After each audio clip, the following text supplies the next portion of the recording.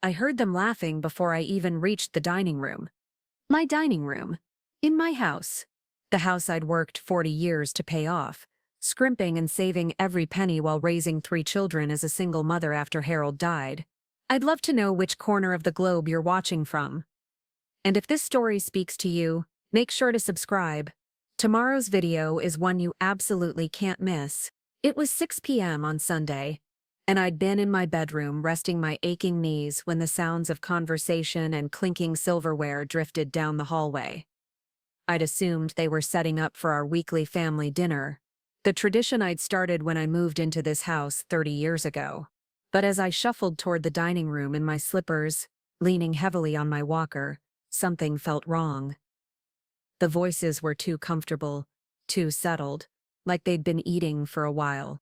I paused in the doorway, and my heart nearly stopped. There they were. My daughter, Linda, my son, Robert, my daughter-in-law, Sandra, and my 3 grandchildren, all seated around my mahogany dining table. The table Harold and I had bought for our first anniversary, the one I'd polished every week for decades. They were halfway through what looked like a magnificent spread: roast beef, mashed potatoes, green bean casserole, fresh rolls. My good china was set with military precision. My crystal wine glasses caught the light from the chandelier. Harold had installed himself, but there were only 6 place settings. 6 chairs were occupied. 6 people were enjoying what was clearly a full family dinner. And nowhere, absolutely nowhere, was there a place for me. "Oh, Grandma Rose?" My 15-year-old granddaughter Emma looked up with a bright smile, a forkful of beef halfway to her mouth. "You're awake." The conversation stopped. 6 pairs of eyes turned toward me, and I saw something that made my chest tighten. Not surprising, not embarrassment, just mild inconvenience, like I was interrupting something private. "I thought we were having dinner together," I said, my voice sounding smaller than I intended. "We are having dinner," Linda said, taking a sip of what I recognized as my good wine, the bottle I'd been saving for Thanksgiving. "You were sleeping so peacefully we didn't want to wake you." I looked around the table again, counting 7 people in my family. 6 place settings. Where am I supposed to sit? The question hung in the air like the smell of roast beef, rich and heavy and impossible to ignore. "Oh," Sandra said, as if she'd just noticed the problem. "We can squeeze you in, can't we, kids?" "Emma, can you scoot your chair over?" Emma started to move, but Robert put a hand on her shoulder. "Actually, Mom, you know what? There's a plate fixed for you in the kitchen. Nice and warm, you'd probably be more comfortable there anyway. Closer to your medications and everything. More comfortable in the kitchen of my own house." While my family ate at my table, I walked slowly to the kitchen, my walker making soft clicking sounds on the hardwood floors. Harold had refinished by hand. Sure enough, there was a plate sitting on my breakfast table. A small portion of beef that looked like it had been carved from the least desirable part of the roast, a scoop of mashed potatoes that had started to form a skin, vegetables that looked like they'd been scraped from the serving dish. This wasn't a plate someone had lovingly prepared for their mother. This was leftovers. Scraps. I sat down at my small kitchen table, the one I'd eaten breakfast at alone for the past 8 years since Harold died, and stared at the plate. From where I sat, I could see through the pass-through window into the dining room. My family was laughing about something. Robert was telling a story, gesturing with his wine glass. Linda was cutting up food for her youngest, my 8-year-old grandson, Tyler. They looked happy, comfortable, like a real family having a real family dinner. Without me, I took a bite of the cold mashed potatoes and tried to remember when this had started. When had I gone from being the matriarch who hosted family dinners to being the old woman who got fed scraps in the kitchen? "Grandma Rose?" Emma appeared in the kitchen doorway, looking guilty. "Are you okay?" "I'm fine, sweetheart. Mom said to ask if you need anything. Maybe some tea?" Tea. Like I was an invalid being cared for, rather than the woman who owned the house they were eating in. "I'm fine," I repeated. Emma lingered for a moment, then went back to the dining room. I heard her whisper something to the adults, but I couldn't make out the words. I finished about half of my small portion and sat listening to the sounds of my family enjoying themselves without me. When I heard chairs scraping and the sounds of cleanup beginning, I realized dinner was over. They'd had their family meal, and now they'd clean my kitchen and go home, leaving me alone with the dishes and the silence. Linda came into the kitchen, carrying dirty plates. "Thanks for dinner, Mom. The roast was perfect." "I didn't cook dinner." "Well, thanks for the ingredients then." Robert did a great job with the roast. Robert had cooked dinner. In my kitchen, using my food, serving it on my dishes, to my family, while I ate alone in the kitchen. "When did we decide to change how we do family dinners?" I asked. Linda paused in loading my dishwasher. "What do you mean?" "I mean, when did we decide that I would eat in the kitchen while everyone else ate in the dining room?" "Mom, you were sleeping. We didn't want to disturb you. But you started without me. You didn't even try to include me. You've been so tired lately, we thought you'd appreciate not having to worry about hosting." Not having to worry about hosting. In my own home, Linda, I've been hosting family dinners for 30 years. This is my house. I know it's your house, Mom, but you're 82 years old. You shouldn't have to work so hard to take care of all of us. So instead you take care of yourselves and give me leftovers. They weren't leftovers. We made sure to save you plenty. I looked at the small plate I'd barely finished. This was plenty? Mom, you don't eat that much anymore anyway. The words hit me like a slap. I don't eat that much anymore. Like I was a pet that only needed a small dish of food rather than a family member who deserved to share a meal.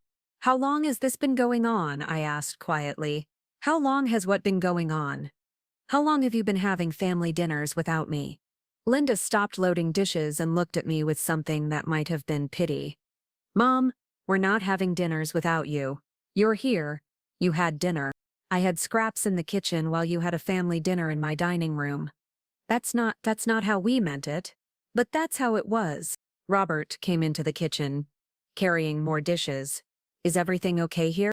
"Your mother is upset that she ate in the kitchen," Linda said, like she was talking about a child having a tantrum. "Mom, we can all eat in the kitchen if you prefer," Robert said. "It's not about the room." "It's not about the room," I repeated. "It's about the fact that you had a family dinner, and I wasn't part of it." "You were part of it. You just ate separately." "Robert, if you went to a restaurant with your family and they seated you at a different table, would you feel like you were part of the dinner?"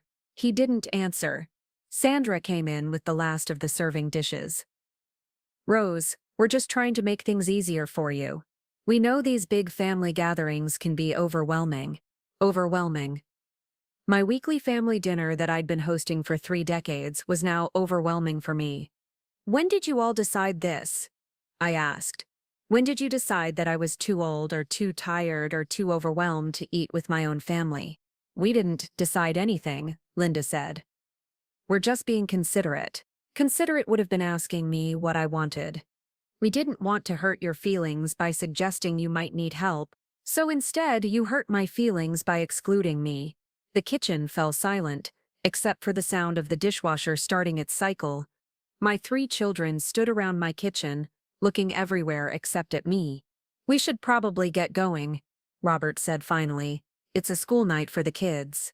They gathered their things and said their goodbyes, kissing my cheek and telling me they'd see me next week.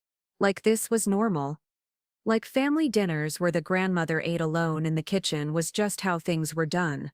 A lot of love and effort went into bringing this story to life. If you're enjoying it, we'd be so grateful if you'd subscribe to our channel. Now back to where we left off. After they left, I sat in my kitchen looking at the spotless dining room through the pass-through window. The table was cleared and wiped down. The chairs were pushed in neatly. Everything was perfect and ready for the next family gathering that I apparently wouldn't be invited to participate in. I thought about all the Sunday dinners I'd cooked over the years. All the times I'd set the table with care. making sure everyone had their favorite foods, all the conversations and laughter and arguments that had happened around that table while I served and cleaned and made sure everyone felt welcome.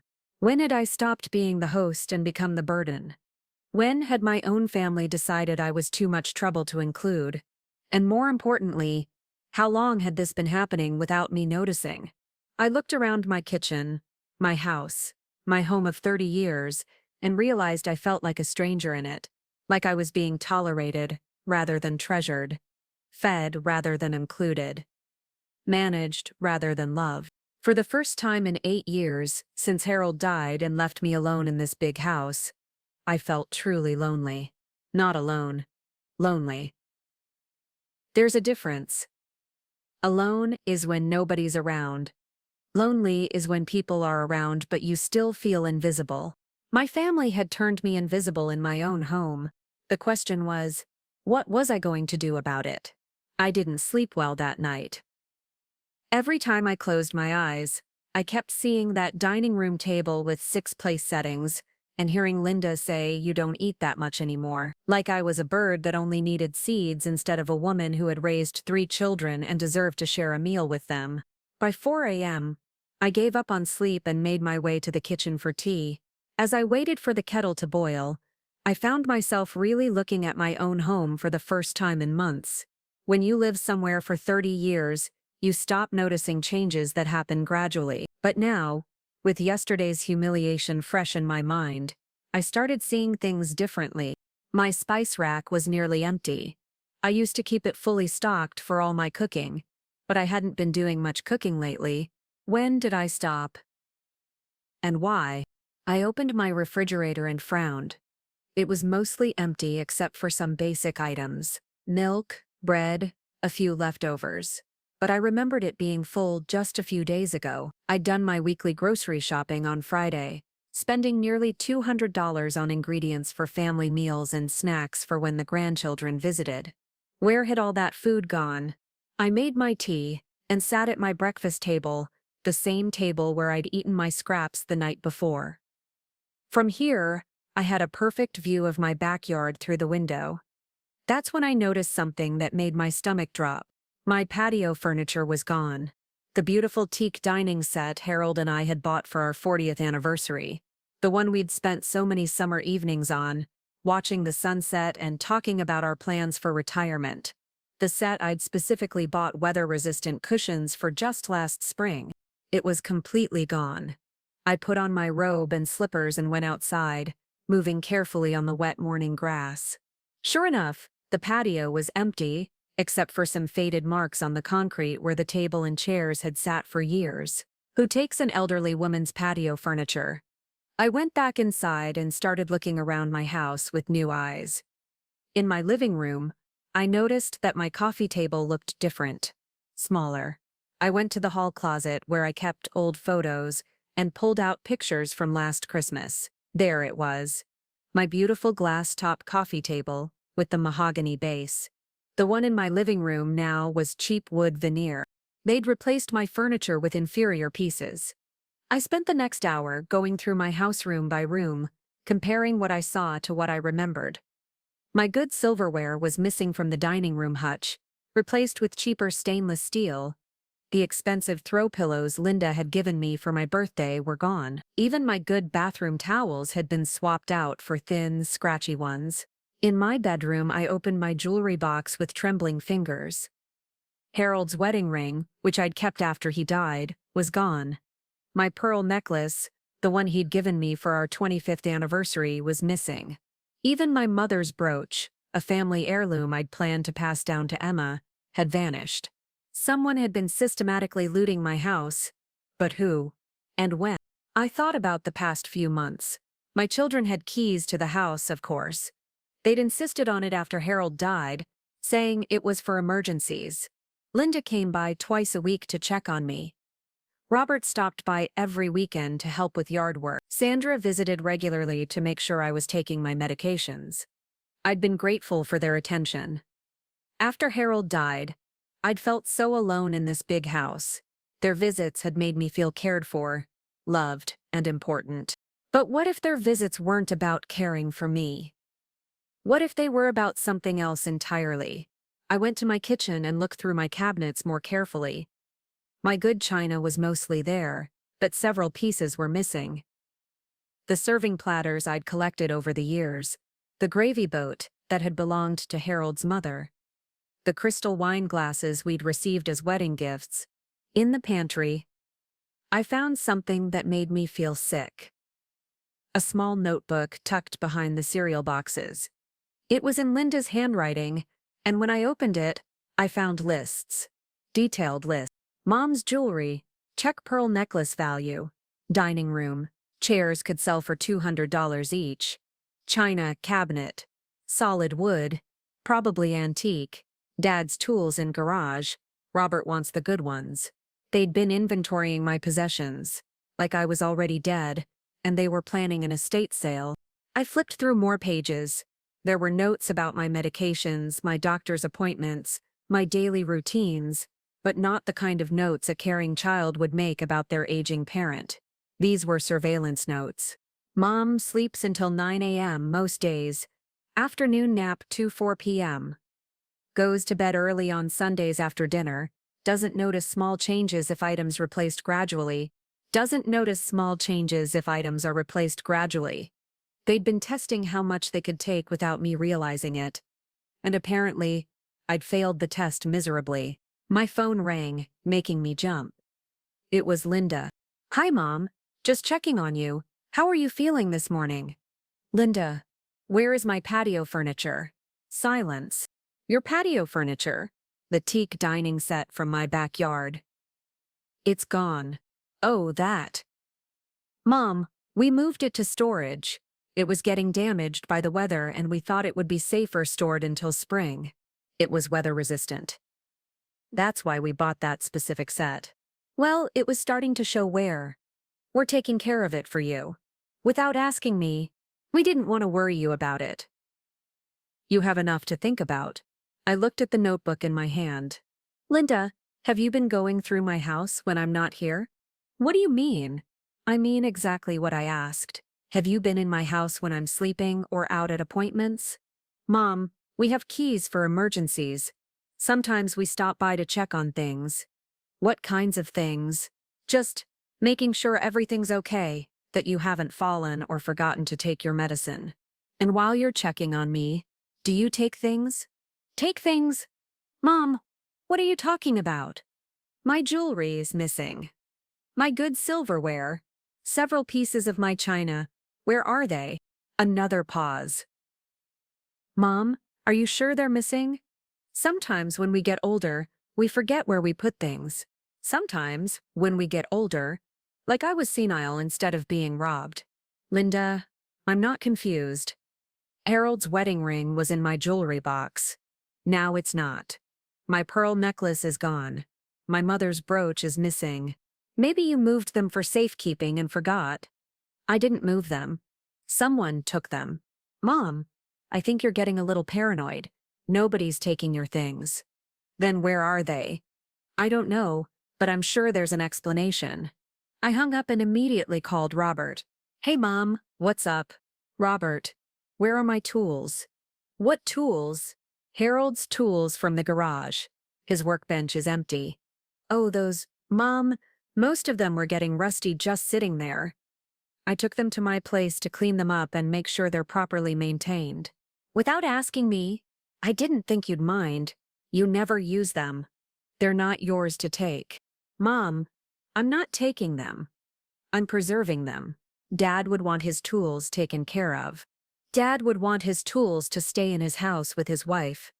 Look, if you want them back, I can bring them back. But they're safer at my place where they're being used and maintained.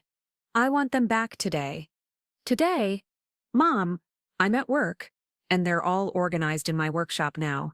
It would take me hours to pack them up and… Then you should have thought about that before you took them without asking. Fine. I'll bring some of them back this weekend. Some of them. Not all of them. Some.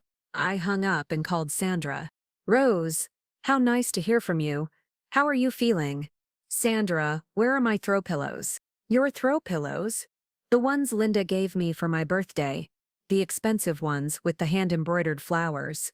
Oh, those, Rose, they were getting so dirty, and with your arthritis, we thought it would be hard for you to keep them clean. I took them home to wash them properly. 6 months ago.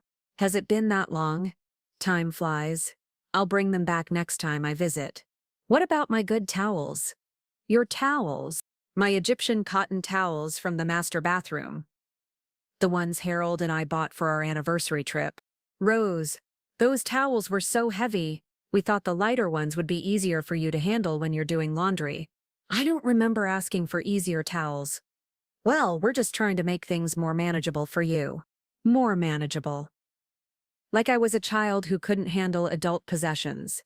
After I hung up, I sat in my kitchen holding Linda's notebook and thinking about the past year. How many times had they told me I was getting older, or slowing down, or needed things to be more manageable? How many times had they made decisions about my life without consulting me?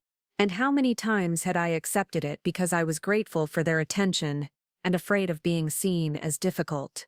I thought about yesterday's dinner, how comfortable they'd looked around my table, how naturally they'd relegated me to the kitchen, how smoothly Linda had explained it away as being considerate of my needs. This wasn't new.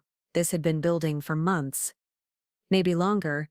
They'd been gradually taking control of my house, my possessions, and my life. And they'd been doing it in small enough increments that I wouldn't notice until it was too late. Except it wasn't too late. I was still alive. I still owned this house. I still had rights. I went to my bedroom and opened the drawer where I kept important papers. My will was there, along with Harold's life insurance papers and the deed to the house. Everything was still in my name. This was still my property. But for how long? If my children were already treating me like I was incompetent, how long before they started taking legal steps to make it official? I thought about the notebook again. The detailed observations of my daily routine. The notes about what I did and didn't notice. The inventory of my possessions. This wasn't just theft. This was preparation. They were preparing for something bigger. My phone rang again. Emma, my 15-year-old granddaughter, Grandma Rose. I wanted to call and apologize for last night. Apologize for what, sweetheart? For not speaking up. I felt bad seeing you eat alone in the kitchen. It didn't seem right. What did your mother say when you told her that? She said you preferred eating in the kitchen because it was quieter and less overwhelming for you. And what do you think? Emma was quiet for a moment. I think if I were eating dinner at someone's house and they made me eat in the kitchen by myself, I'd feel really sad. You're a smart girl, Emma. Grandma Rose, can I ask you something? Of course. Do you really prefer eating in the kitchen? Or did the adults just decide that for you? The question hung in the air. Emma was 15 years old, and she could see what the adults were pretending not to understand. What do you think, Emma? I think they decided for you, and I think that's not fair. You're right, it's not fair. What are you going to do about it? It was a good question. What was I going to do about it? I was 82 years old, living alone in a house that my children were systematically looting while treating me like an invalid. They'd convinced themselves they were helping me by taking control of my life and my possessions. But I wasn't dead yet, and I wasn't incompetent. Emma, I'm going to do something your parents aren't expecting. What's that? I'm going to fight back. The breaking point came 3 days later, on Wednesday afternoon. I was sitting in my living room, reading and trying to pretend everything was normal, when I heard the front door open. No knock, no doorbell. Just the sound of my own front door being opened with a key. Mom, Linda's voice called out. I'm here for your doctor's appointment. I looked at my calendar. No doctor's appointment was scheduled for today. What appointment? I called back. Linda appeared in the living room doorway, carrying a large purse and what looked like official paperwork.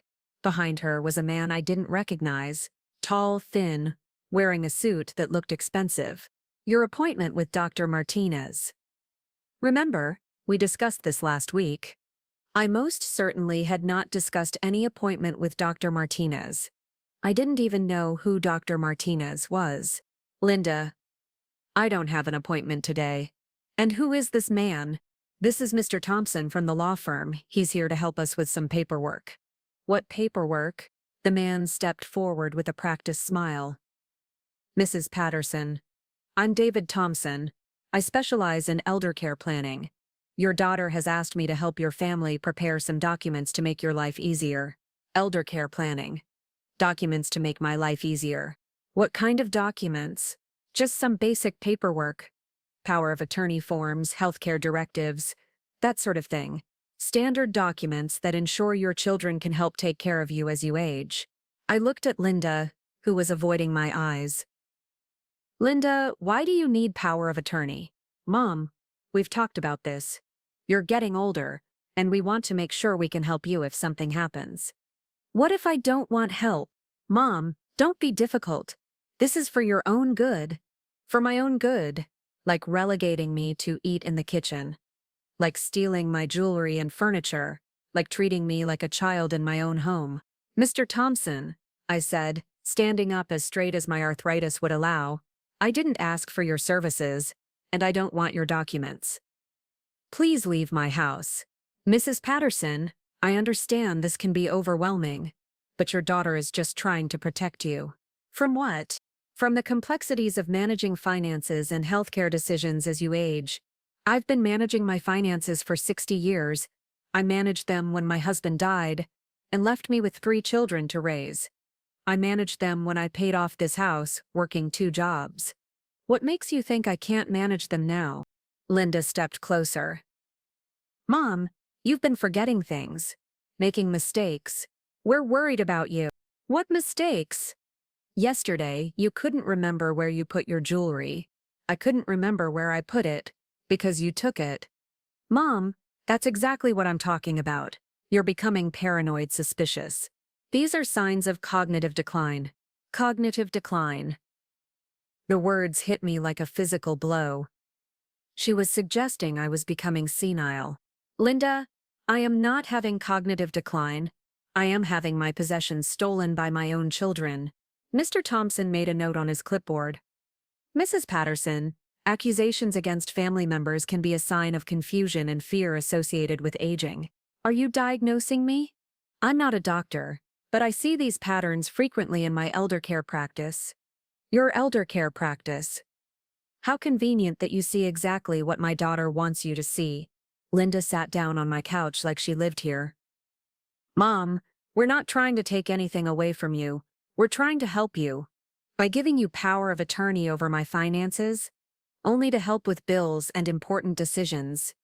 I pay my own bills. But what if you forget? What if you pay them twice? Or don't pay them at all? Then I'll deal with it. Like an adult. Mr. Thompson cleared his throat. Mrs. Patterson, your daughter mentioned that you've been having some difficulties managing household tasks. Perhaps we could discuss a more gradual transition. What kind of difficulties? Linda opened her purse and pulled out another notebook. I've been keeping track of things I've noticed during my visits. Times when you seemed confused, or when you couldn't find things, or when you didn't remember conversations we'd had. She handed the notebook to Mr. Thompson, who began reading through it. I could see pages of handwritten notes, dates, observations. This is very thorough documentation, he said approvingly. Documentation of what? I demanded. Of concerning behaviors that might indicate you need additional support. May I see that notebook? Linda hesitated, then handed it to me. I opened it and began reading. The entries went back 6 months. March 15. Mom couldn't find her coffee cup, seemed disoriented.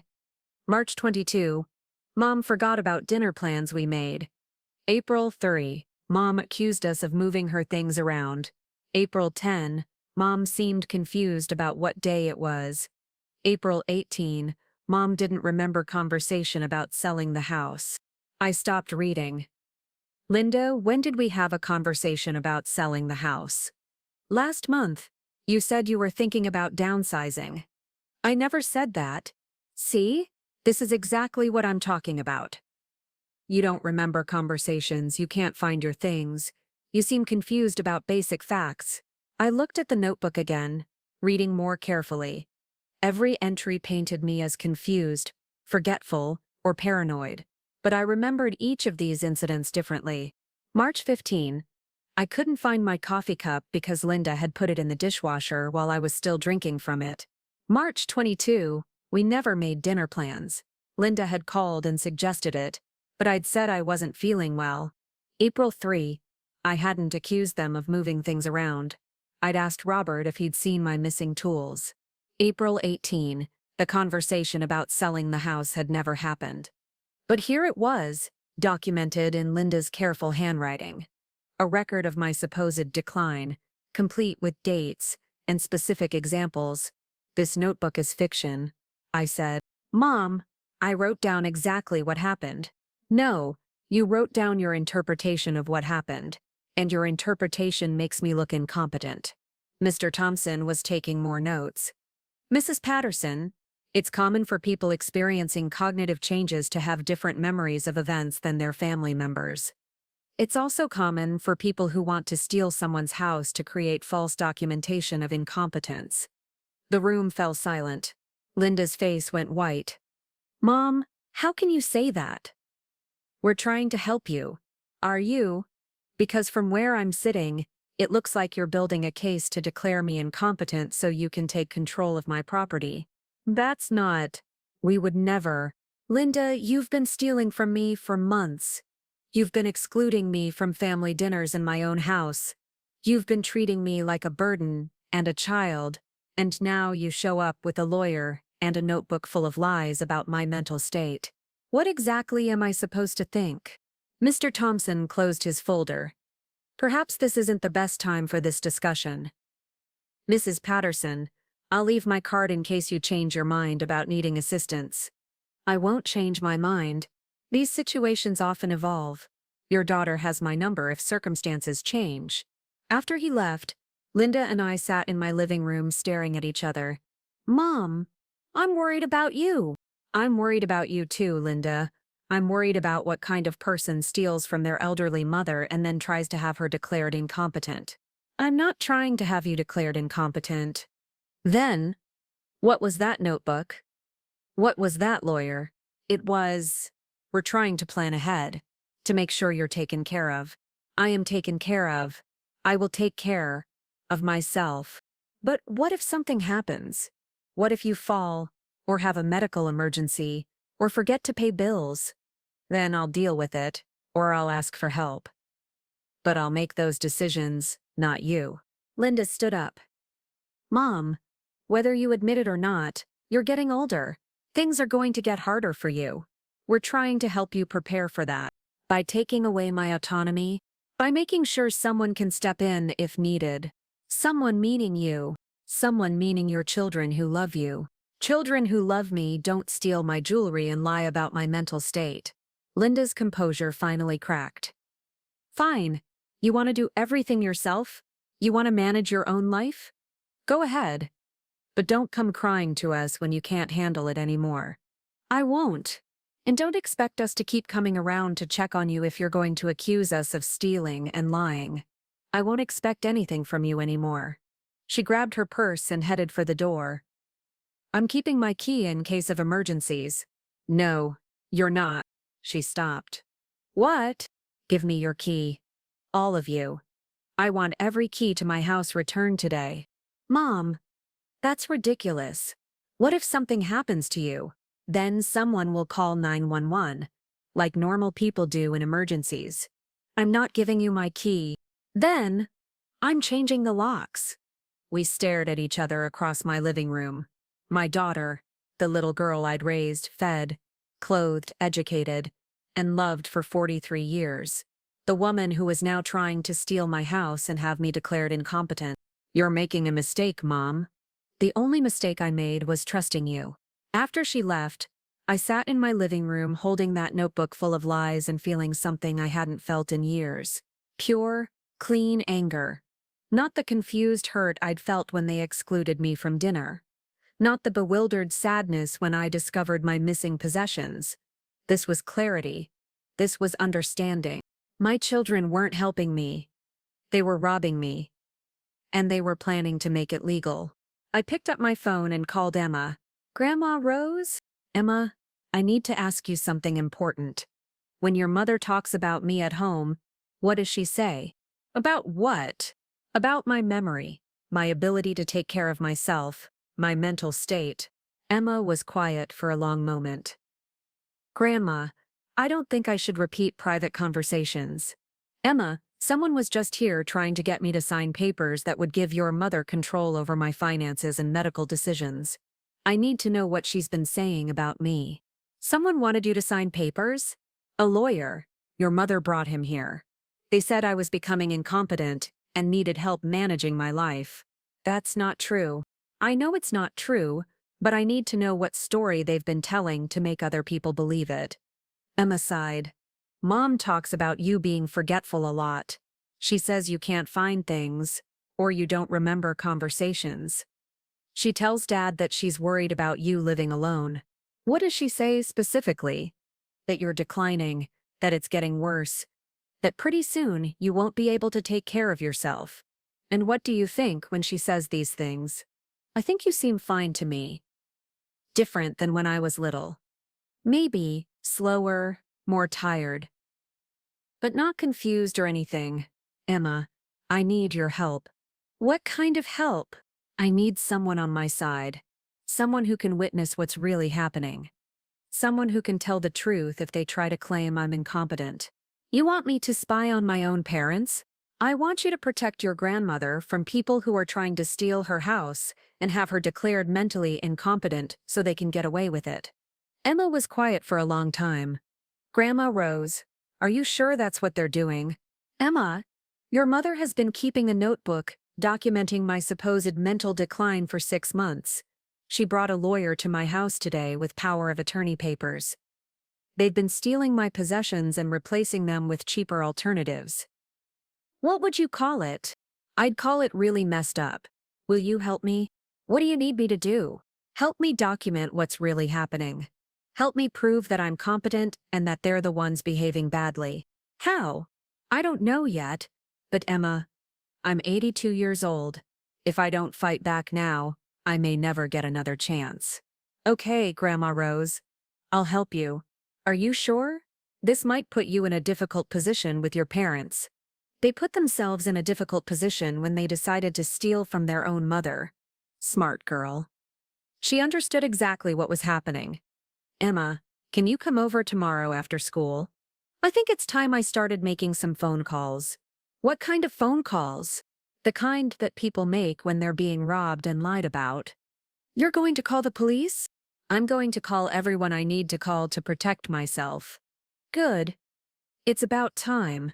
After I hung up, I sat in my living room looking around at my violated home. My stolen possessions. My furniture was replaced furniture. My house that my children were planning to take away from me. But I wasn't the confused, declining old woman they were portraying me as. I was an 82-year-old woman who had survived widowhood, single motherhood, financial hardship, and decades of challenges. I'd raised 3 children, paid off a house, and managed my own life for 8 decades. And I wasn't about to let anyone take that away from me now. Tomorrow the fight began. Emma arrived at my house the next afternoon, carrying a backpack full of supplies that would have made a private investigator proud. She'd brought a digital camera, a notebook, sticky notes, and what she called evidence bags, which turned out to be Ziploc bags she'd taken from her mother's kitchen. Grandma Rose, I've been thinking about this all night, she said, settling into my kitchen chair with the determination of a teenager on a mission. If we're going to prove they're stealing from you and lying about your mental state, we need real evidence. Not just your word against theirs. What kind of evidence? Pictures, documentation, witness statements. Stuff that would hold up in court if it came to that. I looked at my 15-year-old granddaughter with newfound respect. Emma, how do you know about court evidence? I watch a lot of crime shows.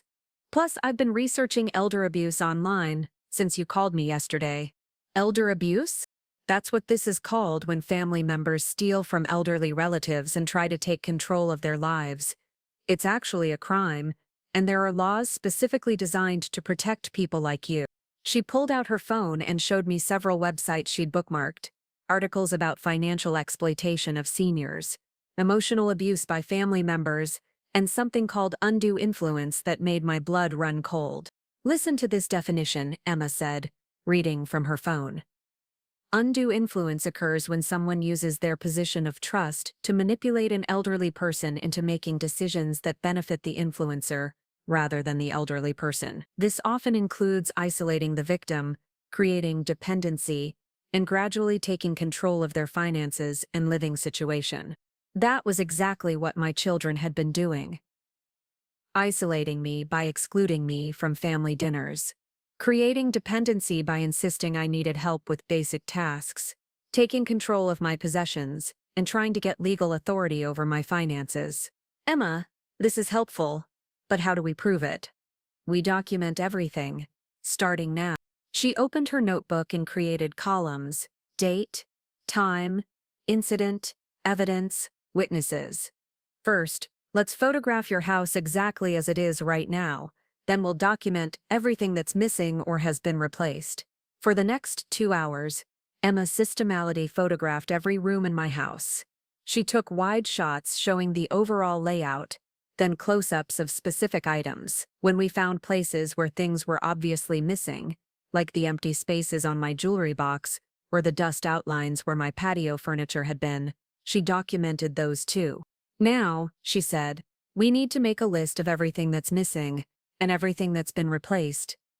Do you have receipts or insurance records for the valuable items?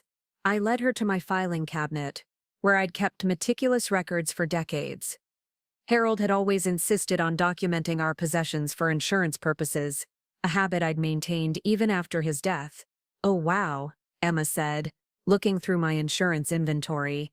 Grandma Rose, you documented everything. Look at this. You have photos, purchase dates, and estimated values for all your jewelry, furniture, and collectibles. She was right. I had detailed records going back 30 years. Photos of my pearl necklace, the receipt for my patio furniture, documentation of Harold's wedding ring and its appraised value. This is perfect evidence, Emma said. We can prove exactly what was taken and what it was worth. While Emma organized the paperwork, I made a list of my children's recent visits, when they'd come over, how long they'd stayed, what they'd claimed to be doing. Emma, I just realized something. They've been timing their visits for when I'm most likely to be tired or distracted. What do you mean? Linda always comes right after my afternoon nap, when I'm still groggy. Robert visits on Sunday evenings after family dinner, when I'm exhausted from hosting. Sandra drops by when she knows I have doctor's appointments, when I'm already stressed. Emma made notes. That's strategic. They're choosing times when you're least likely to notice what they're doing or question their behavior. My phone rang. Linda. Don't answer it, Emma whispered. Let it go to voicemail. I let it ring. A few minutes later, my voicemail chimed. Mom, it's Linda. I've been thinking about yesterday, and I think we got off on the wrong foot. Why don't I come over this evening so we can talk? I'll bring dinner. Emma and I looked at each other. She's coming to do damage control. Emma said, she knows you're upset, and she's trying to smooth things over before you do something that threatens their plan. What should I do? Let her come. But this time, we'll be ready for her. Emma pulled out her phone. I'm going to record the conversation. Is that legal? In this state, you only need one person's consent to record a conversation. Since you'll be consenting, it's totally legal. While we waited for Linda, Emma helped me prepare. We hid the digital camera in my living room bookshelf, angled to capture anyone sitting on the couch. Emma's phone went into her backpack with the recording app running. We moved all our evidence files to my bedroom, where Linda wouldn't see them. Remember, Emma said, try to get her to talk about the missing items. Ask specific questions about where things are and when she plans to return them. The more details she gives, the better evidence we'll have. Linda arrived at 6 p.m., carrying Chinese takeout and wearing her most caring daughter expression. Hi, Mom. Emma, I didn't know you were here. I'm helping Grandma Rose organize her photo albums, Emma said smoothly. That's nice, sweetheart. Linda set the food on my kitchen table. Mom, I brought your favorite sweet and sour chicken. It wasn't my favorite. It was hers. But I didn't correct her. Linda, I want to apologize for yesterday, I said, following Emma's script. I was upset, and I may have overreacted. Linda's relief was visible. Oh, Mom, I'm so glad you feel that way. We were just trying to help, and it hurt my feelings when you suggested we were. Well, I know you mean well, but I do have some concerns about my missing belongings. Missing belongings? My jewelry, for instance. Harold's wedding ring, my pearl necklace, Mother's brooch. Where are they? Linda sat down and took my hand. Mom, we talked about this. You've been misplacing things. It's nothing to be ashamed of. It happens to everyone as they get older. I didn't misplace them. They were in my jewelry box and now they're not. Have you looked everywhere? Sometimes we put things in different places for safekeeping and forget. Linda, I've lived in this house for 30 years. I know where I keep my jewelry. Mom, yesterday you couldn't even remember our conversation about selling the house. Emma looked up from her photo album. What conversation about selling the house? Linda glanced at her nervously. Your grandmother and I discussed the possibility of downsizing to a smaller place, somewhere more manageable. When did you have this conversation? Emma asked innocently. Last month. Didn't she tell you? Emma looked at me. Grandma Rose, do you remember having this conversation? No, I don't, because it never happened. Linda's expression shifted slightly. Mom, this is exactly what I'm talking about. You don't remember conversations we've had. You can't find your belongings. These are warning signs. Warning signs of what?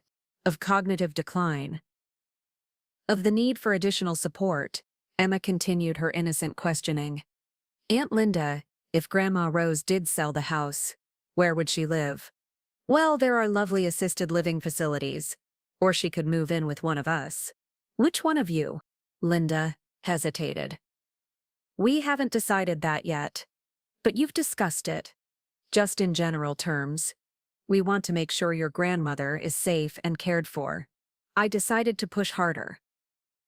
Linda, what about my patio furniture? You said it was in storage. It is. Where? In Robert's garage. When can I have it back? Well, it really needs to be refinished before it's usable again. The weather damage was worse than we initially thought. It was weather-resistant furniture. Mom, nothing lasts forever.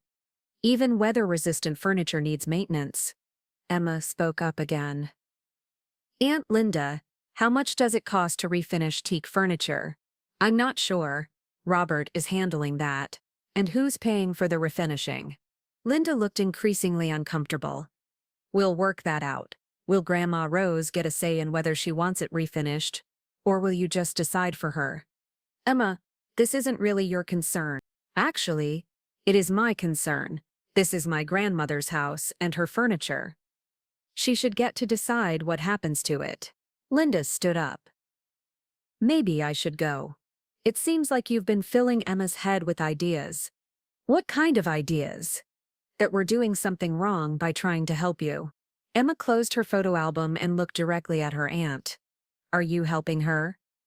Because from where I'm sitting, it looks like you're taking her things and making decisions about her life without asking her what she wants. Emma, you don't understand the situation.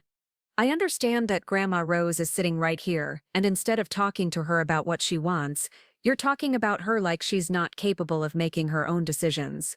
Linda grabbed her purse. I don't have to listen to this from a 15-year-old. You're right, Emma said. You should listen to it from your mother, the woman whose house this is, whose furniture you took, whose jewelry is missing, and whose mental competence you're questioning without any medical evidence. After Linda left, Emma and I sat in my kitchen replaying the conversation. Did you get it all? I asked. Emma checked her phone. Every word. She admitted to taking your furniture. She couldn't explain where your jewelry is, and she talked about selling your house and putting you in assisted living like it was a done deal. What now? Now we call some people who can actually help you. Emma had researched more than just the legal definitions of elder abuse. She'd found the contact information for Adult Protective Services, the State Attorney's Office Elder Abuse Division, and something called the Area Agency on Aging. "Tomorrow, we will make some phone calls," she said. "Tonight we will document everything we learned." She opened her notebook and began writing. Linda admitted to removing furniture without permission. Claims it's being stored, but couldn't provide a timeline for return. Discussed selling grandmother's house without grandmother's input. Continues to claim memory problems without medical evidence. Shows a pattern of making decisions about grandmother's life without consulting her. "Emma, what if they're right? What if I am having memory problems and just don't realize it? Grandma Rose, you've remembered every detail of what they've taken, when they took it, and where you kept it. You have 30 years of organized financial records. You knew exactly which conversations you'd had and which ones you hadn't. Does that sound like someone with memory problems?" She was right.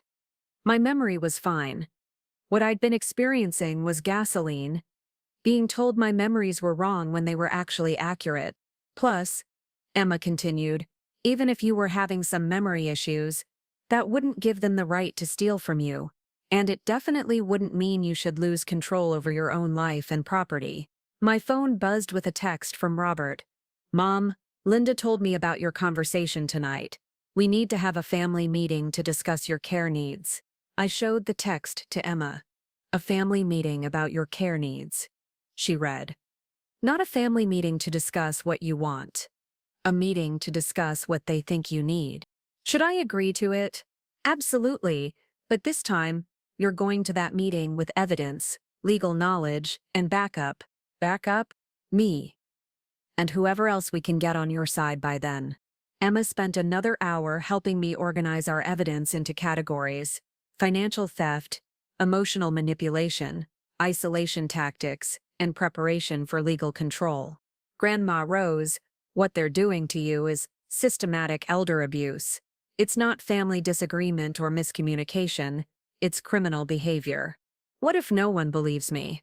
"They'll believe you. We have evidence, documentation, and recorded admissions. More importantly, you're articulate, organized, and clearly competent. Anyone who spends 5 minutes talking to you will know you don't need someone else making decisions for your life." As Emma packed up her supplies, I felt something I hadn't felt in months: hope. For the first time since this nightmare began, I wasn't fighting alone. I had an ally who believed me, evidence to support my claims, and a plan for fighting back. "Emma, why are you helping me? This could cause serious problems with your parents. Because what they're doing is wrong, and because you're my grandmother, and I love you, nobody should have to eat alone in their own kitchen while their family steals from them." "What if your parents get angry with you?" "Let them. I'd rather have parents who are angry with me for doing the right thing than parents I can't respect because they're stealing from their own mother." After Emma left, I sat in my living room looking at the organized evidence files. Tomorrow, I will start making phone calls. I would report the theft of my property, the attempts to manipulate me into signing legal documents, and the systematic campaign to isolate me and question my competence. I was 82 years old, but I wasn't helpless. I wasn't confused, and I wasn't going to let my own children steal my life from me. The fight was just beginning. The family meeting was scheduled for Sunday at 2 p.m. Robert had called to confirm, using that patronizing tone he'd perfected over the past year, the one that suggested he was talking to someone who couldn't quite understand adult conversations. "Mom, we're all coming over to discuss your living situation and care needs. Linda's bringing some paperwork that might help clarify things." More paperwork. Probably more power of attorney documents and medical competency evaluations. Emma arrived at noon, carrying a leather briefcase she'd borrowed from her debate team coach. "Ready for this, Grandma Rose?" I looked at myself in the hallway mirror. I dressed carefully, my best navy blue suit, the one I'd worn to Harold's funeral and important business meetings. Pearl earrings, the ones I'd managed to hide before Linda could store them. My hair was perfectly styled, my makeup subtle but polished. I looked like what I was, a competent, dignified woman who owned her own home and could manage her own affairs. "I'm ready."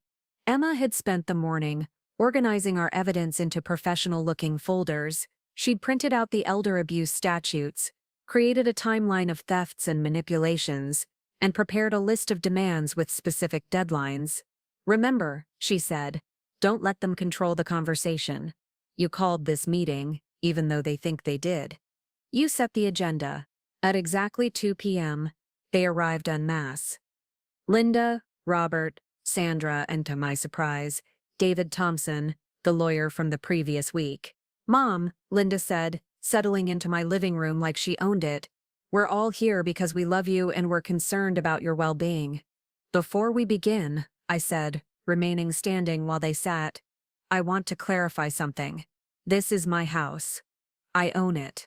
I pay for it, and I make the decisions about what happens in it." Robert shifted uncomfortably.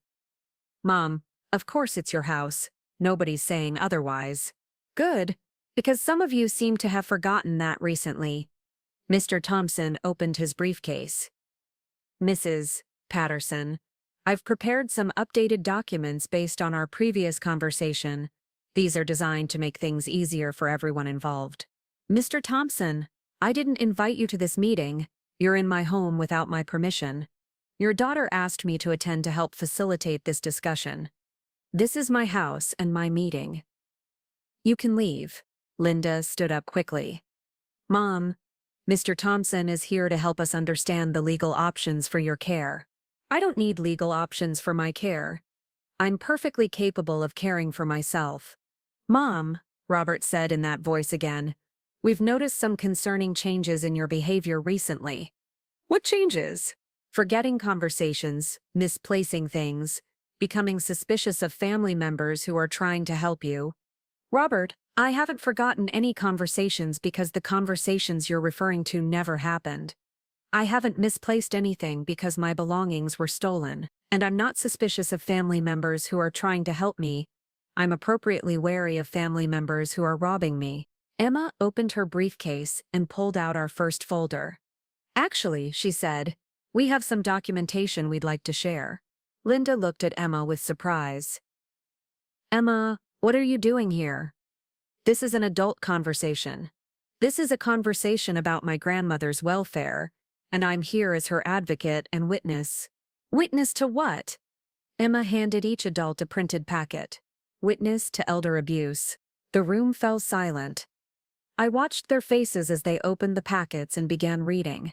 The first page was the legal definition of elder abuse, with specific sections highlighted. The second page was a timeline of incidents.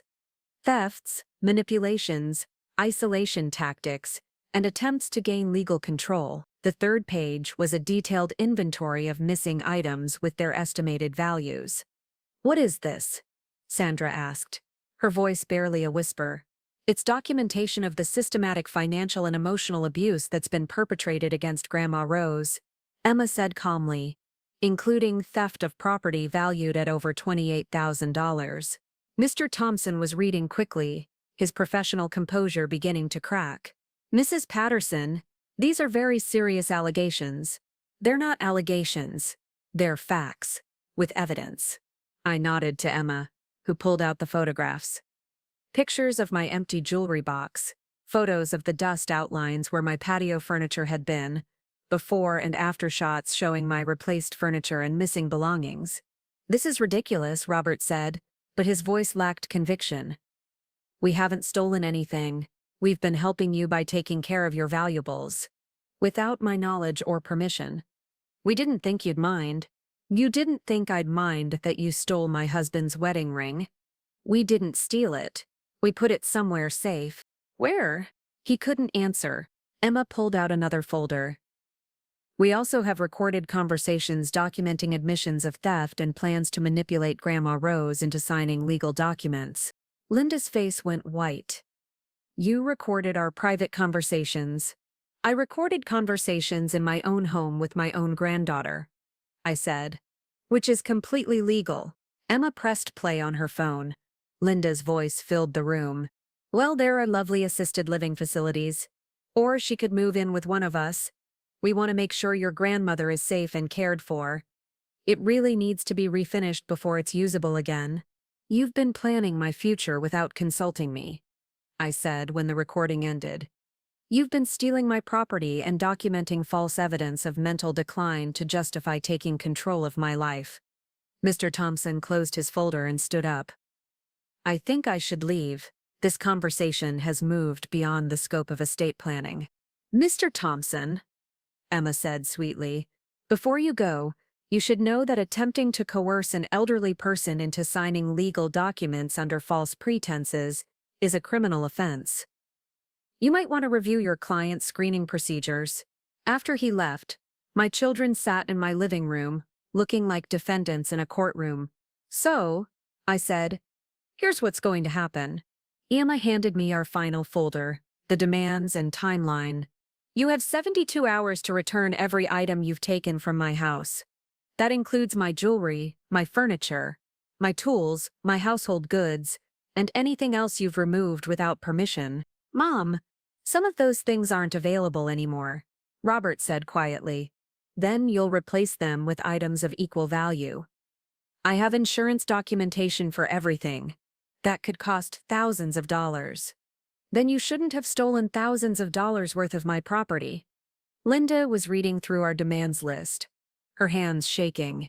You want us to pay for the food we've eaten here, the utilities we've used? You've been treating my house like your personal restaurant and event venue.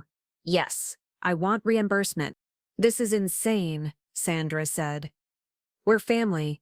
Families don't steal from each other. The family doesn't lie about each other's mental state. Families don't exclude each other from dinners in their own homes. Emma pulled out another document. We've also prepared a formal complaint to Adult Protective Services, the state attorney's office, and the local police department. This complaint documents the theft, the fraud, and the emotional abuse. You're going to have us arrested? Linda asked. That depends on whether you comply with our demands. Robert leaned forward. What exactly are you demanding? Full restitution for all stolen property. Written apologies acknowledging what you've done, and a signed agreement that you will never again enter my house without my explicit permission. You're cutting us out of your life? Linda asked, tears starting to form. You cut yourselves out when you decided to treat me like an incompetent victim instead of your mother. We were trying to help you. No, you were trying to help yourselves. To my house, my money, and my independence. Emma spoke up. You have 72 hours to comply with these demands.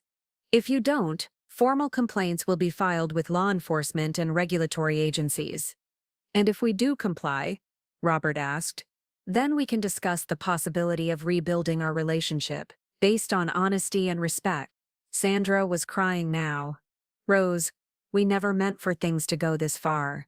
But they did go this far. You stole from me, lied about me, and tried to have me declared incompetent so you could take control of my property.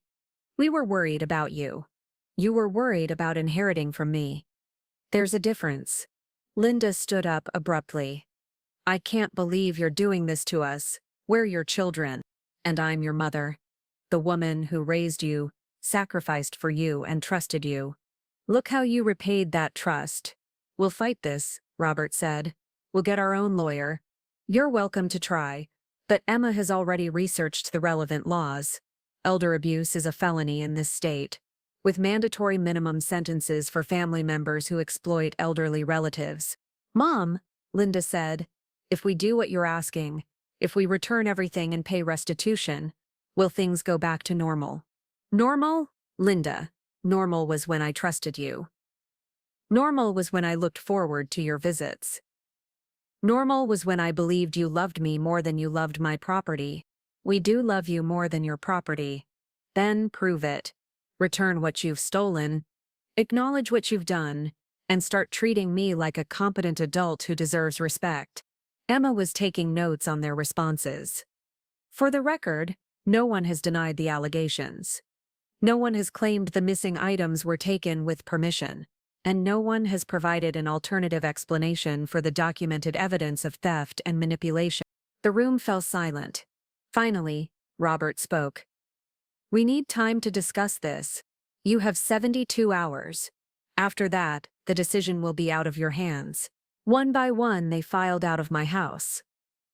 Linda was the last to leave. Mom, I hope you know what you're doing. I know exactly what I'm doing. I'm protecting myself from people who have proven they can't be trusted. We're still your children. Then start acting like it. After they left, Emma and I sat in my living room, surrounded by our evidence files. How do you feel? She asked. Terrified, proud, angry, relieved, all at the same time. Do you think they'll comply?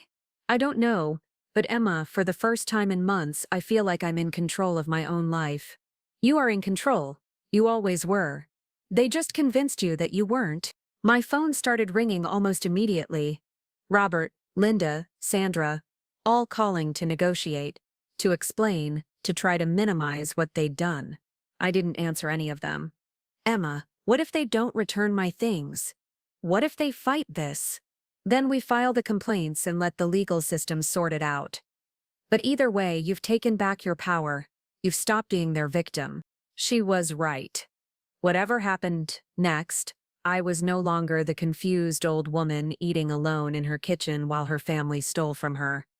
I was Rose Patterson, homeowner, mother, and grandmother. And I was done being taken advantage of.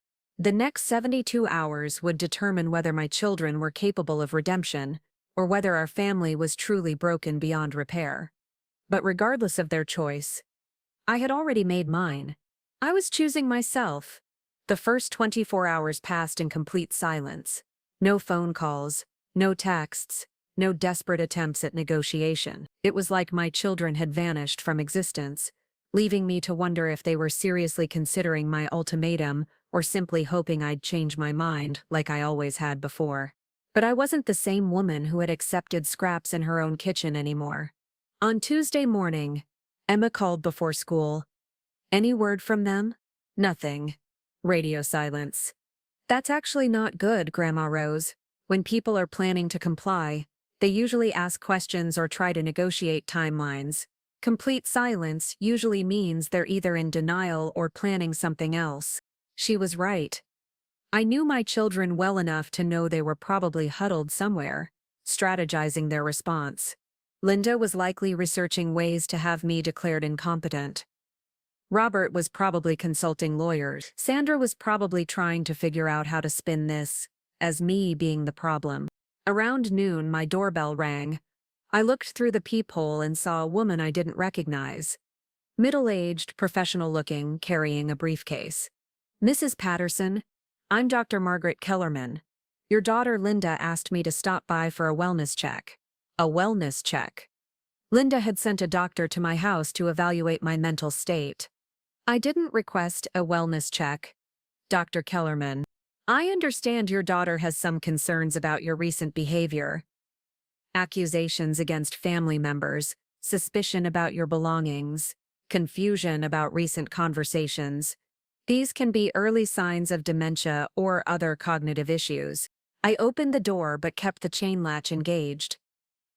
Dr. Kellerman, do you make house calls to evaluate patients you've never met based on secondhand reports from family members?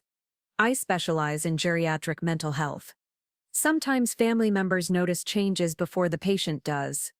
And Linda is paying you for this evaluation? The consultation is being handled by your family. Yes. Then you're not my doctor. You're Linda's hired consultant, here to provide the diagnosis she wants to hear.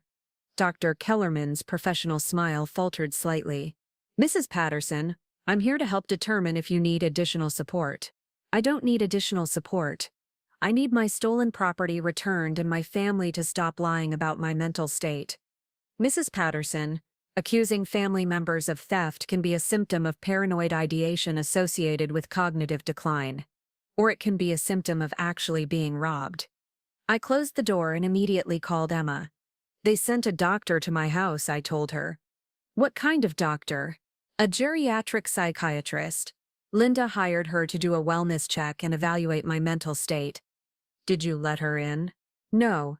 But Emma, this means they're not planning to comply with our demands. They're planning to have me declared incompetent instead. That's what I was afraid of. Grandma Rose, we need to file those complaints today. If they're escalating to medical evaluations, we can't wait the full 72 hours. Within an hour, Emma was at my house, with printed complaint forms and a list of phone numbers. We spent the afternoon making calls. The first call was to Adult Protective Services. The intake worker was surprisingly thorough and took detailed notes about the theft, the manipulation, and the attempted coercion. Mrs. Patterson, based on what you're describing, this appears to be a clear case of financial exploitation and emotional abuse. We'll open an investigation immediately. What does that mean? We'll send an investigator to interview you and document the evidence. We'll also contact your family members for their version of events. They're claiming I have dementia. We work with medical professionals who specialize in distinguishing between actual cognitive impairment and the effects of psychological abuse.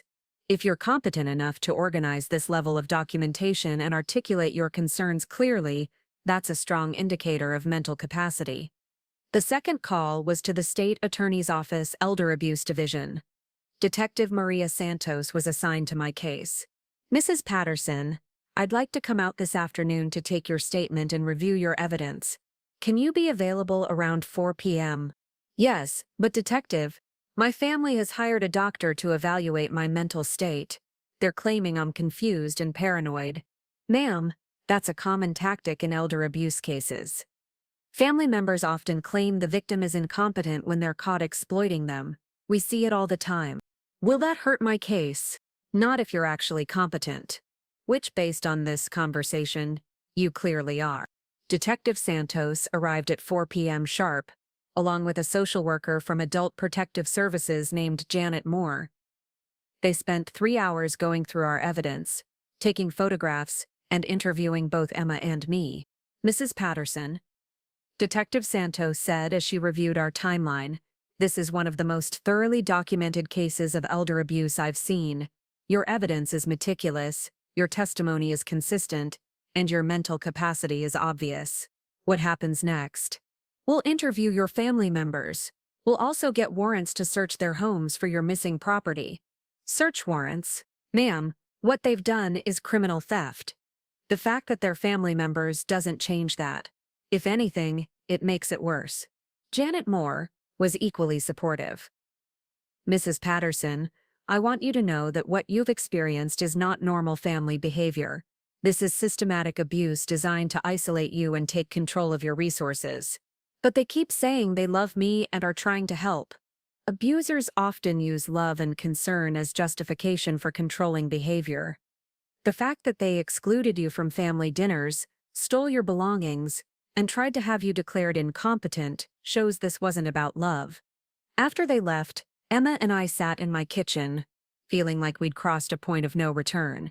There's no going back now, I said. Would you want to go back? I thought about it. No, even if they returned everything and apologized, I don't think I could ever trust them again. That's okay, Grandma Rose. Trust has to be earned, and they've proven they don't deserve yours. My phone started ringing. Linda. This time, I answered. Mom, we need to talk. I just got a call from some detective asking about theft and elder abuse. This has gone too far. Has it? Or has it gone exactly as far as it needed to go? We're your children. You can't have us arrested. I can and I will if you don't return my property. Mom, Dr. Kellerman said, you seemed paranoid and hostile when she tried to help you today. Dr. Kellerman is a hired gun you sent to my house to provide the diagnosis you wanted. I'm not paranoid. I'm appropriately suspicious of people who are stealing from me. We're not stealing from you. Linda, where is my husband's wedding ring? Silence. Where is my pearl necklace? More silence. Where is my patio furniture? It's being refinished. Where? By whom? When will it be finished? How much is it costing? Who's paying for it? Robert is handling that. You don't know where it is, do you? Because it's not being refinished, it's been sold. That's not true. Then prove it. Show me receipts from the refinishing company. Give me an address where I can see my furniture. Mom, you're being unreasonable. I'm being stolen from. There's a difference. I hung up and immediately got a call from Robert. Mom, this is insane. You're trying to have your own children arrested over some misunderstandings. Robert, where are Harold's tools? They're safe. Where? In my garage. All of them? Most of them. Which ones are missing? None are missing. Some are. I may have lent a few to friends. Without asking me. Mom, you don't use them. They're not yours to lend. They belong to me. Fine. I'll get them back. When? I don't know. I'd have to track down who I lent them to. So you stole my husband's tools and then gave them away to other people. I didn't steal them. I was preserving them. By giving them away, he couldn't answer. The next morning, brought a call from Detective Santos. Mrs. Patterson, we executed search warrants on your children's homes yesterday evening. What did you find? Quite a lot. Your patio furniture was in Robert's garage, along with most of your husband's tools.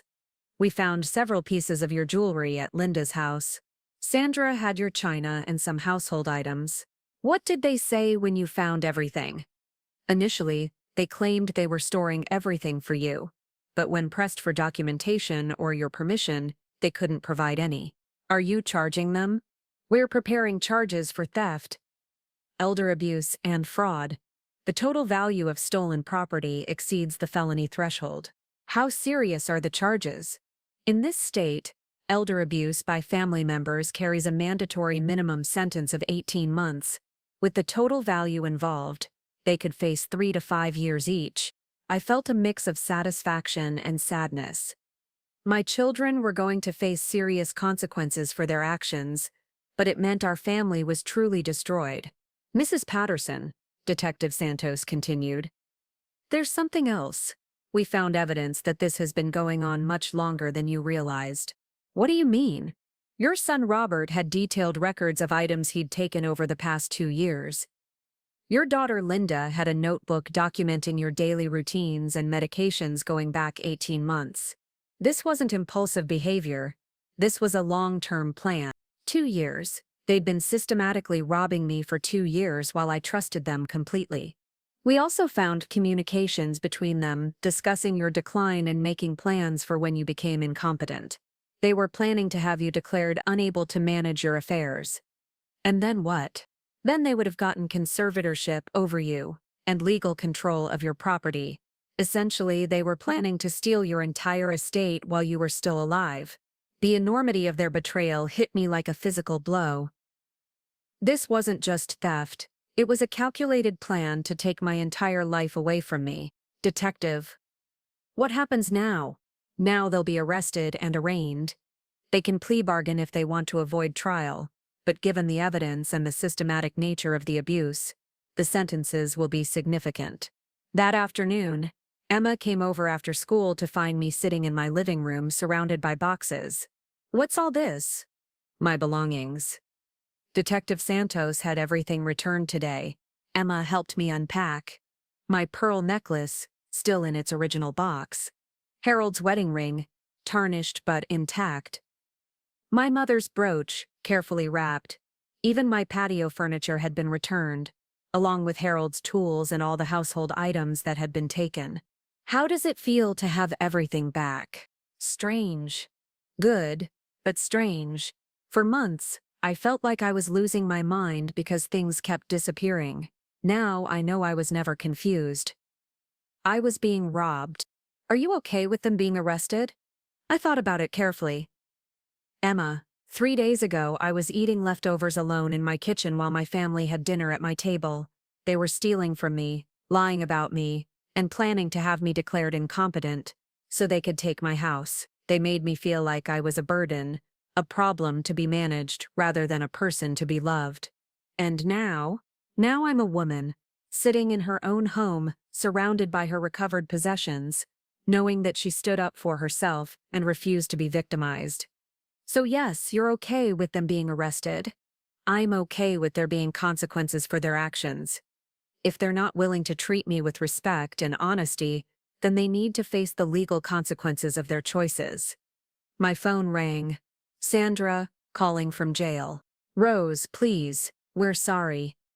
We made mistakes, but we don't deserve to go to prison. Sandra, you didn't make mistakes. You made choices.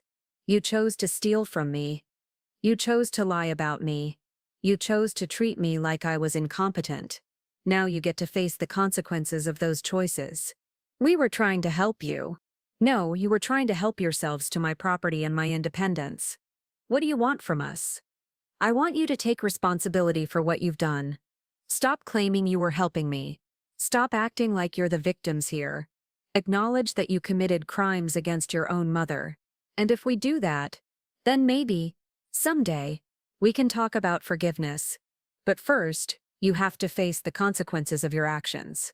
Emma was listening to my end of the conversation with approval.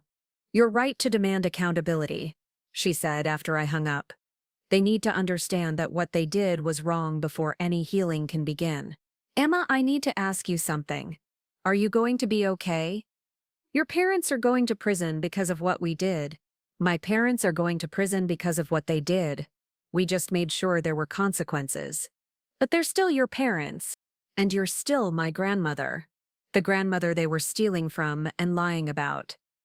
I'm proud of what we did, Grandma Rose. We stopped people from hurting someone I love. That evening, I sat at my dining room table, my grandmother's mahogany table that was back where it belonged, and ate dinner. Not leftovers in the kitchen, but a proper meal at my own table in my own dining room. For the first time in over a year, I felt at home in my own house. The legal process would take months. There would be court dates and plea negotiations and probably media coverage. My children would face serious consequences for their actions, but I had something more valuable than revenge. I had my dignity back. I was no longer the old woman they could manipulate and steal from. I was Rose Patterson, homeowner, survivor, and fighter. And I was never again going to let anyone make me eat alone in my own kitchen. 6 months later, I was sitting at my grandmother's mahogany dining table, where it belonged, in my dining room, hosting Sunday dinner with people who had actually earned the right to be there. Emma sat to my right, having become not just my granddaughter but my closest friend and ally. Across from her was Detective Maria Santos, who had become a regular visitor after our case concluded. Next to Detective Santos sat Janet Moore from Adult Protective Services, who had helped me understand that what I'd experienced wasn't family dysfunction but criminal abuse. And at the foot of the table sat Mrs. Chen from down the street, a widow like me who had become my dearest companion after hearing about my situation through the neighborhood. Rose, Mrs. Chen said, raising her wine glass, I think we should toast to your 1-year anniversary of standing up for yourself.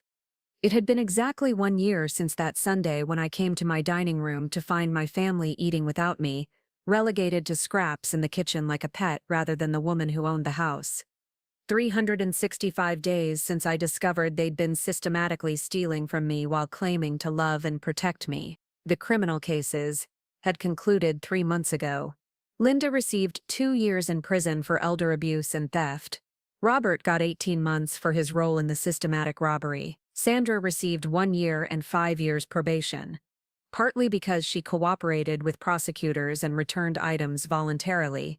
They were also ordered to pay full restitution, $31,400, which they were paying from their prison work wages at $200 per month each. Has anyone heard from them lately? Detective Santos asked. Linda writes letters. Emma said, mostly asking when Grandma Rose is going to forgive them and let them back into her life. I nodded. She still doesn't understand that forgiveness isn't something she can demand. It's something that has to be earned through genuine remorse and changed behavior. What do you tell her in response? Janet asked. Nothing. I don't respond to the letters. Mrs. Chen patted my hand. You don't owe them forgiveness, dear, especially not on their timeline. She was right. For months after the arrests, I'd felt guilty about my children being in prison. I'd questioned whether I'd been too harsh, whether family loyalty should have outweighed justice, whether a mother should ever be responsible for sending her own children to jail. But then, I'd remember that Sunday dinner with no place set for me. I'd remember finding Linda's notebook, documenting my supposed mental decline. I'd remember the 2 years of systematic theft while I trusted them completely, and I'd realize that I hadn't destroyed my family. I'd simply stopped enabling people who had already destroyed it. The house sale went through this week, I announced. I will close on the new place next Friday. I was moving to a smaller but brighter house just 4 blocks away. Same neighborhood, but a fresh start somewhere that didn't carry the weight of betrayal and violation. Mrs. Chen lived just 2 streets over, and Emma had already claimed the guest bedroom for weekend visits. Are you excited? Detective Santos asked, terrified and excited. I've never bought a house just for me before. This whole place was always about trying to create a family gathering spot. The new house is going to be my sanctuary. Emma looked around my current dining room. What are you going to do with Grandma's furniture? Taking it with me. It belongs in my family, not in this house. Your real family, she said meaningfully. Emma had been the hero of this entire story. She was the one who had seen through her parents' manipulation when the adults couldn't. She'd been the one to research elder abuse laws and help me document evidence. She'd been the one to stand up to her own parents when they were committing crimes against their mother. But she'd also been the one to pay a price for doing the right thing. Her parents' imprisonment had meant moving in with her aunt, temporarily. Her college fund had been depleted by legal fees. Her social life had been complicated by having parents in prison for elder abuse. Emma, I've been meaning to tell you, I said. I've set up a college fund for you. It should cover your full education expenses. Grandma Rose, you don't need to do that. Yes, I do. You saved my life and my independence. The least I can do is make sure your future isn't compromised because you chose to protect me. But what about your retirement savings? Emma, I'm 83 years old. I have more money than I can spend in my remaining years. And after what you did for me, you're the only family member I trust to inherit anything anyway. Mrs. Chen smiled. Rose has been very smart about her finances. She's also been very generous about supporting other elderly people who've experienced abuse. It was true, I'd started volunteering with the Area Agency on Aging, helping other seniors who were being exploited by family members. My case had received significant media attention, which helped other victims understand that what they were experiencing wasn't normal family behavior but criminal abuse. How many cases have you consulted on now? Janet asked. 12, and in every single case the family members were using the same tactics: isolation, gaslighting, gradual theft, and preparation for legal control. It's more common than people realize, Detective Santos added. Elder abuse by family members is significantly underreported because victims feel ashamed or don't want to destroy their families. But the families are already destroyed when family members choose to exploit elderly relatives, I said. The victims are just making it visible.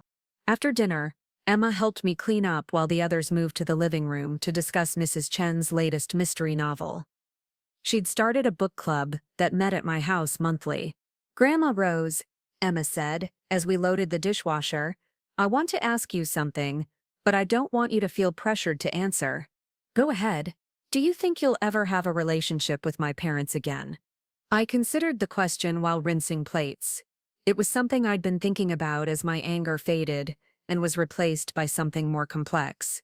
I don't know, I said finally. The people who raised you and loved you for 15 years. I don't think those people ever really existed. I think they were performances, personas your parents put on when it served their purposes. What do you mean? I mean, the loving daughter who called to check on me was the same person who was documenting my supposed mental decline for future legal proceedings. The caring son who helped with yard work was the same person who was systematically stealing my husband's tools. So you think they were always fake? I think they were capable of genuine love when it didn't cost them anything. But when my independence and my property became obstacles to what they wanted, they chose their own interests over my well-being. Emma nodded slowly. That's what I've been realizing too. They were good parents when being good parents was easy, but when I opposed them for stealing from you, they turned on me just like they turned on you. Do you miss them? I miss the parents I thought I had, but I don't miss the people they actually turned out to be. Later that evening, after everyone had left, I sat in my living room, going through old photo albums, deciding what to take to the new house and what to leave behind. There were pictures of family Christmases, birthday parties, graduations, holidays, smiling faces around dinner tables, including the very table where they'd excluded me. Looking at these photos now, I wondered how many of those smiles had been genuine and how many had been calculated. Had they always seen me as a source of future inheritance rather than a person deserving of love and respect? Had they always been planning to take control of my life when I became vulnerable, or had something changed over the years that made them feel entitled to my property and dismissive of my autonomy? I'd probably never know the answers to those questions. What I did know was that I was no longer the person in those photos, the woman who worked constantly to create family gatherings, who lent money she couldn't afford to lose, who accepted being treated poorly because family was supposed to come first. My phone buzzed with a text from an unknown number. "Mrs. Patterson, this is Kelly Sanders from Channel 7 News. We're doing a follow-up story on elder abuse awareness. Would you be willing to share your experience to help other families recognize the warning signs?" Over the past year, I've done several interviews about my experience. Each time I heard from elderly people who recognized their own situations in my story. People who had been isolated, manipulated, and exploited by family members who claimed to love them. I texted back, "I'd be happy to help, but I want to make sure the focus is on empowering victims to protect themselves, not just on the criminal aspects." "Absolutely. We want to show that it's possible to fight back and reclaim your independence." "Then yes, I'll participate." The next morning, Mrs. Chen came over to help me continue packing. "Rose, I wanted to talk to you about something," she said as we wrapped my good china. "My nephew David, the private investigator, has been getting calls from elderly people who heard about your case. They're asking for help with family members who might be exploiting them." "That's good. People need professional help with these situations." He's thinking about specializing in elder abuse cases. He wanted to know if you'd be willing to consult on cases where families are claiming the elderly person is incompetent. What would that involve? Talking to the alleged victims, helping them organize their thoughts and evidence, maybe testifying about what competent elderly people look like versus people who are actually being abused. I thought about it. "Mrs. Chen, I'm 83 years old. How long can I realistically do this kind of work?" "As long as you want to." "Rose, you've become a symbol of elderly empowerment. People see that you fought back and won, and it gives them hope that they can protect themselves too. I never intended to become a symbol of anything. But you have, and you could help save other elderly people from what you experienced." That afternoon, I got a call from Emma at school. "Grandma Rose, something interesting happened in my sociology class today." "What?" "We were discussing family dynamics and elder care, and I talked about what happened to you. 3 other students said they'd noticed similar patterns with their own grandparents." "Similar how?" "Grandparents being isolated from family gatherings, having their possessions disappear, being told they couldn't manage their own affairs." One girl said her parents have been gradually taking control of her grandmother's finances because she's getting forgetful. "Is her grandmother actually forgetful?" "That's what I asked." And the girl said she couldn't really tell because her parents don't let her spend time alone with her grandmother anymore. The pattern was depressingly familiar. Isolation, control, and gradual assumption of power over an elderly person's life. "What did you tell her?" "I told her to make sure her grandmother knows she has rights, and that being elderly doesn't mean losing the right to make your own decisions." "Good advice, Grandma Rose. I think your story is helping more people than you realize." Moving day arrived on a crisp October morning. I'd hired professional movers again, no family members conscripted to help in exchange for pizza and promises they'd never keep. Mrs. Chen supervised while I did a final walkthrough of the house where I'd lived for 30 years. The house where I'd raised 3 children as a single mother. The house where Harold and I had planned to grow old together. The house where my own children had systematically robbed me while pretending to love me. In the dining room, I stood where my table had been and remembered that Sunday when I came home to find 7 people eating dinner without a place for me. I wasn't angry anymore. Anger had been useful for motivating me to take action, but it wasn't sustainable for building a new life. What I felt now was something like gratitude mixed with determination. Gratitude for discovering the truth before it was too late. Determination to use my remaining years to help other elderly people protect themselves from exploitation. I locked the door of my old house for the last time and drove to my new one.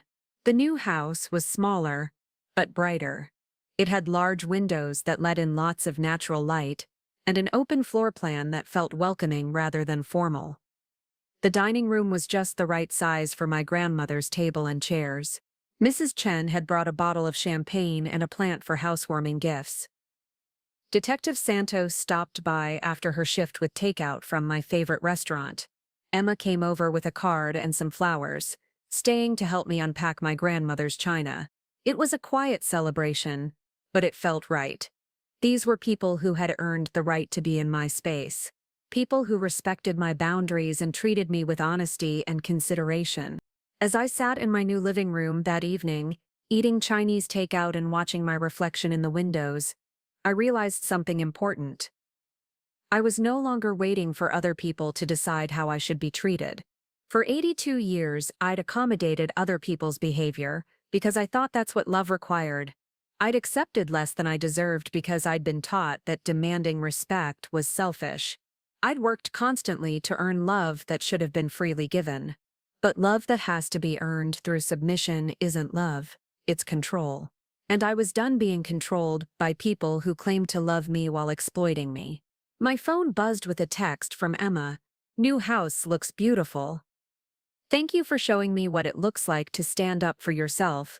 I texted back, "Thank you for standing up for me when I couldn't stand up for myself. You always could. You just needed someone to remind you of your own strength." 6 months later, I was hosting my second annual Thanksgiving in the new house. Mrs. Chen, Detective Santos, Janet Moore, Emma and 2 new friends, Mary Rodriguez, an 80-year-old woman I'd helped escape financial abuse by her son, and Frank Thompson, an elderly widower who'd been isolated by family members trying to control his pension.